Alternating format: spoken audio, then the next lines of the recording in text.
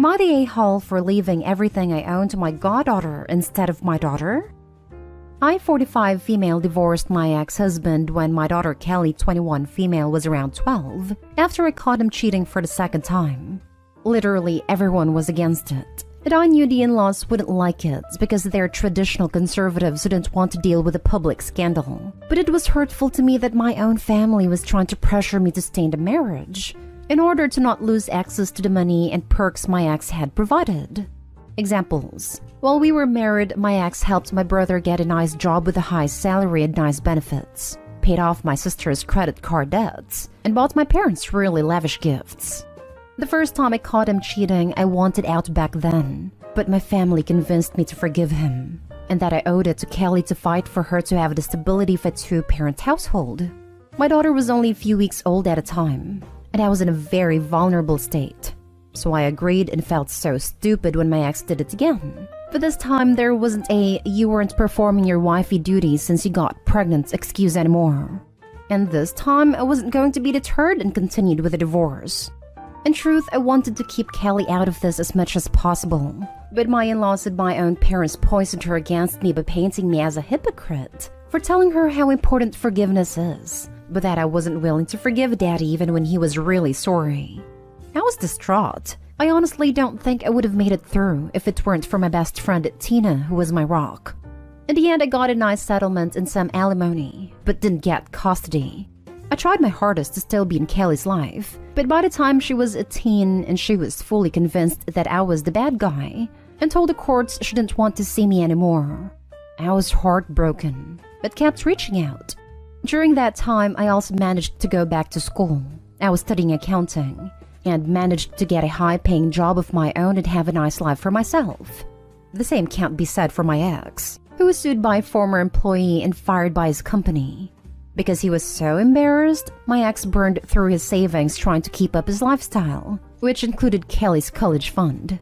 Suddenly, she wanted contact again. And I won't lie and say that I wasn't hurt at the idea of her only wanting contact was for my money. I'd agreed to pay for her to go to grad school on the condition that she signed an agreement that she won't contest my will where I'm leaving most of that I owned to Tina's daughter, Laura, 18 female. The few relatives that I'm still on good terms with think that this will damage any chance at rebuilding a relationship with Kelly, and that I should just split everything equally. However, I don't want to have the type of relationship with Kelly that I feel like I have to pay for. Am I the a-hole? Edit. Because I keep seeing this in comments and messages, I'll clarify here as best as I can while still trying to maintain some privacy. 1. I didn't get custody, but I did get visitation. And when Kelly was 14 to 15, she told the courts she didn't want to visit me anymore. 2. My ex came from money and had a good income, which meant he had better lawyers and the aid of my brother and parents during the divorce. 3. Not too long after the divorce, my brother lost his job. I'm not sure what happened, and I never cared to ask. 4. I'm no contact with my brother and very low contact with my parents and sister. 5. Tina is my documented power of attorney. Should there ever be a situation where I can't make legal decisions for myself and vice versa. 6. Alimony is not child support, so that's why I was able to get it. Now for the top comments. Not stay home. Your daughter has always been against you because of your family, and now at the moment when things aren't looking good, she wants contact. Ignore her. And your family basically wanted you to stay because they wanted his money. Yep. Not too long after the divorce, my brother was let go, and my sister was on the verge of filing for bankruptcy. Guess who got the blame? Especially when I wouldn't use some of the divorce money to help out the family. How on earth did your sister manage to get so close to bankruptcy when her debts were paid off? That's her own fault. The brother being let go? If it were wrongful termination, then he should have sued. They were just making you the scapegoat. Honestly, I wouldn't have given the daughter a dime. There are many ways you can be sure she can't contest the will.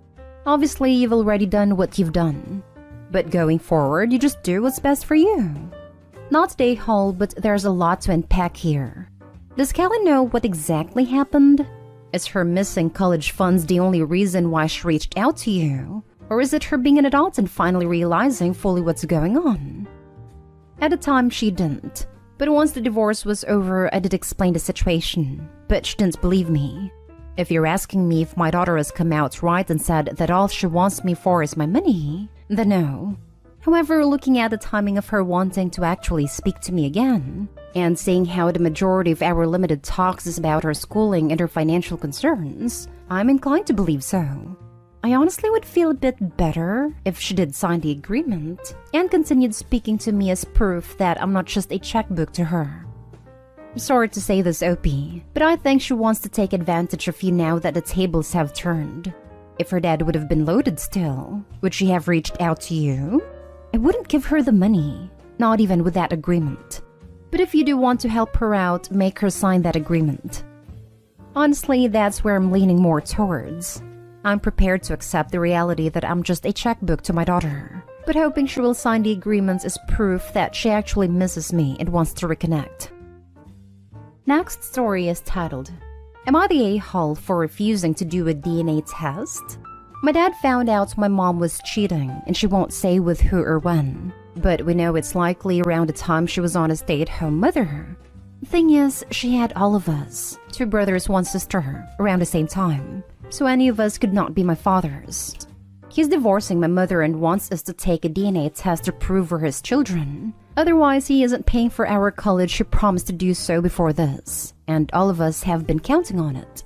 My sister, oldest, did a test because she was confident she was related to our dad. She was likely pre-cheating. She looks the most like him, so I was pretty sure she was. She's also in college and is relying on our dad. It is going to keep paying because of the results of the paternity test came back positive. I have a feeling I'm not my dad's biological kid, since I don't look anything like him, and people even commented I don't look like the rest of my family. I'm terrified because I think he's upset enough that he won't talk to me anymore, and definitely won't be paying for my college. I don't want to take the paternity test because I don't want to know. But if I don't, I probably won't get college paid for. The money isn't in a college fund, but set aside as investments my dad has. It isn't going to my mom in the divorce proceedings probably. I don't know how things will go, and I'm starting college in September. I stupidly picked a pretty expensive school because I thought my dad would pay for it. I decided it was okay, but now even if my mom was willing to, I don't think she can afford it. I'm so mad at her and my dad for putting me in this position. I've told him I'm not doing the test and he said that's okay, but he will just assume I'm not his, and not have anything else to do with me since I'm 18 already. I'm living with my mom but not talking to her because of this. So you're 18 and just found out your dad may not be your dad, and is punishing you for something beyond your control. Not an a-hole. Your mother is clearly an a-hole. Your dad is being an a-hole to treat you as a stranger if you're not getting a DNA test. This is a no-win for OP. Even if it turns out he is DNA related, he'll always know his dad was willing to throw him away over a piece of paper. He already threw him away. I've told him I'm not doing the test and he said that's okay, but he will assume I'm not his and not have anything else to do with me since I'm 18 already. I'm sorry, OP. Of course not, a-hole. Not a-hole. Your parents suck. I would have the DNA test done personally just to find out. And if you aren't your dad's, try to figure out who your bi-dad is. It will help later down the line if your doctors ever have any hereditary health questions. You don't have to now for sure, but I eventually would once I came to terms with it. I am so sorry you are going through this. That is so awful to deal with as a 17 or 18-year-old kid. Go to the college you think will be best for your future. I funded my own college. My parents didn't pay a dime, and you can do it. It's harder, but you are capable. Was going to say exactly this. Take the test for yourself, OP. It's info you may really need in the future. It is so unfair for your dad to do this. He still raised you for Pete's sake. He just sounds like he wants to hurt your mom through you kids. Oh, hun. Of course you're not an a-hole. But what are you gaining by not taking it? Is there anyone you can talk to? Your dad is being awful. I can't imagine being willing to walk away from my child. And you are his child, whatever a blood test says. My mom is trying to get me to not take it. I think because she knows I'm a result of her cheating. I think you should take it honestly. So long as there's a question mark, there will always be strain on things because of what your mom has done. Your best bet to salvage the relationship with your dad is to talk to him personally. Tell him that you're scared of what the outcome could be, and then take it with him. Even if you end up not being his, if he ever loved you at all, you may be able to move past it if he can recognize that it isn't your fault, only hers. Edit. After reading some of the comments, I've decided to do the test. I didn't want to out of fear, but now it's clear it doesn't really matter and it's better I know for sure. Next story. Am I the a-hole for saying my parents should have stopped having kids when they started realizing they're all autistic? So I'm 16 female, I'm the oldest of 8, and the youngest 6 have a combination of autism and oppositional defiance disorder. If you have ADHD, and 4 out of the 6 are nonverbal with high support needs, I'm expected to help out, and have pretty much been emotionally neglected since age 6, when my parents started popping out more kids. So, due to everyone's sensory issues and for the sake of routine, Christmas has been done in our house since I was 8, and that includes for me. Birthdays aren't really done either, and my parents spend so much time trying to keep everyone under control that myself and my normal brother 7 male miss out on just about everything. Last Saturday was my birthday, and I stupidly decided to ask my parents for something I've been wanting for a while. But I don't get an allowance and can't work due to helping out at home, so I can't save for it. It's not expensive, but it is out of my price range. They said no, expectedly, and reminded me for routine's sake we don't do birthdays in this family. I said I know, but maybe we could keep it to the 3 of us and do something away from them for once. They said no, and that I need to tailor my life to suit theirs, unfortunately. I kind of snapped. It may be years of built-up resentment or because I was in a bad mood, but I said that I don't understand why they keep having kids just to make their neurotypical kids suffer more each time. They should have stopped after they had 2 diagnosed with autism. Neither parent is talking to me right now, and I'm starting to believe I was the a-hole and made an ableist remark. Am I the a-hole? Now for the comments. Oh, sweetie, you are not the a-hole. I have 2 siblings on the spectrum. My mom never made me responsible or made me make sacrifices for her other kids. She made things work for all of us to the best of her ability. Your parents need to seek outside help, not to expect their neurotypical children to accommodate and make sacrifices, essentially making you guys become third parents. I hope you have someone you can talk to, like another trusted family member or adult. Please reach out if you can. This is not even remotely okay. Honestly, it's cruel to take a childhood away like this. I feel for Opie.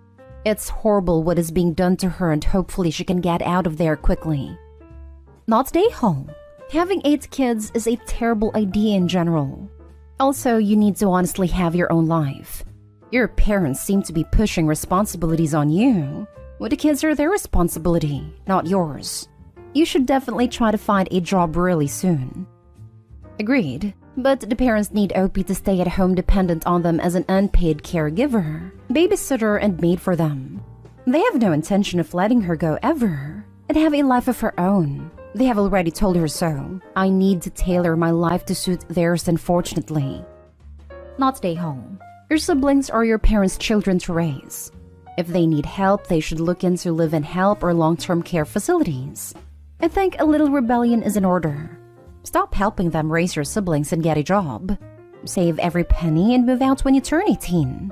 Sorry you were dealt selfish parents, and an unfortunately difficult situation to grow up in. Now for the last story. Am I the a-hole for telling my sister-in-law to stop trying to guilt us by calling it a bonding experience every time she wants her kids involved in something? In general, my sister-in-law is fine. I don't love her, but she's generally not awful. She just thinks that everything should revolve around kids, and that everything that anyone does with her kids is a bonding experience, and those are all so important. If anyone in the family is doing anything, she wants the kids to be involved.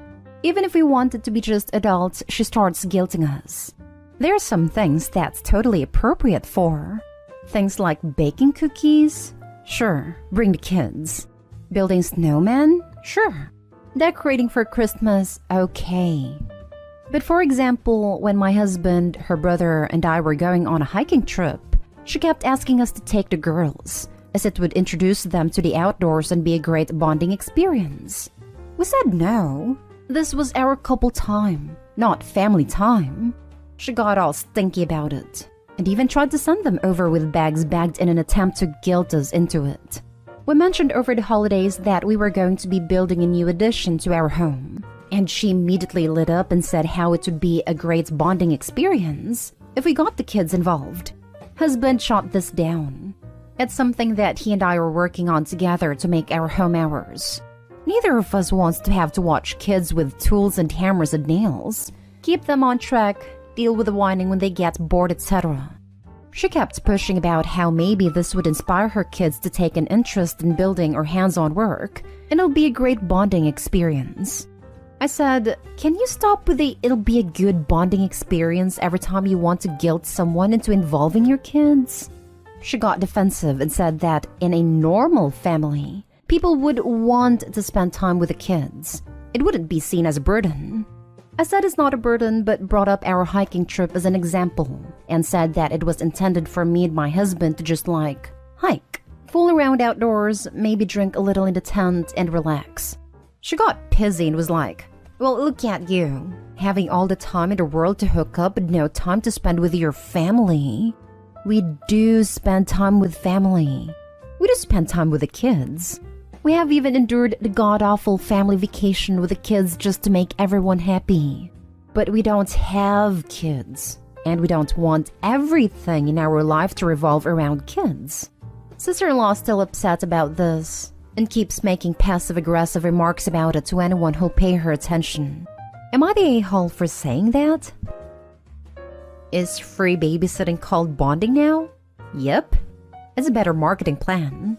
Victims, family members, are more likely to agree to unwanted babysitting when they feel guilty about saying no. She is straight up trying to pawn the kids off every chance she gets. Her own argument doesn't make sense. I'll fix her sentence for Opie's argument's sake. In a normal family, a mother would want to spend time with her kids. They wouldn't be seen as a burden. Having the excuse for bonding is just her way of getting them out of her sight. Really sad. Not stay home. If you wanted kids around constantly, you'd have had your own. Seems like she's just looking to get some time away from her own kids by dumping them off on you, assuming she wasn't planning on hiking and helping with home renovations too. This was my thought exactly. She's trying to get free childcare. Not stay home. Your sister-in-law is upset because her plan to pawn her kids off on you isn't working.